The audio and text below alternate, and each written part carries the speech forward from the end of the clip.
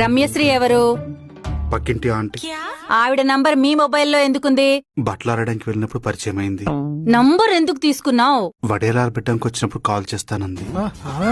కాకులు రాకుండా చూడమని చెప్పింది. రవణమ్మ, శ్రీలక్ష్మి, ముత్యాలు, చిన్న సరోజ వీళ్ళంతా ఎవరు? రమణమ్మ కూరగాయల షాపు, శ్రీలక్ష్మి రేషన్ షాపు, ముత్యాలు చేపలు అమ్మిద్ది, చిన్న సరోజ కిందిట్లో పని మనిషి. నువ్వు లేనప్పుడు చెప్తే వచ్చి ఇల్లు క్లీన్ చేస్తా అని చెప్పింది. నువ్వు పరిచయాలు పెంచుకోవడానికి మగవేదవాళ్ళు ఎవరు దొరకలేదా? ఆడదే ఆధారం కదా అని వాళ్ళని ఎంకరేజ్ చేశాను. ఈ గ్రూప్ ఏంటి? బ్యూటిఫుల్ రోజెసా? డ్వాక్రా గ్రూప్ లాగా అందరు ఆడవాళ్లే ఉన్నారు. దానికి నువ్వు గ్రూప్ అడ్మినా? అందరూ కలిసిమెలిసి ఉండాలన్న ఉద్దేశంతో.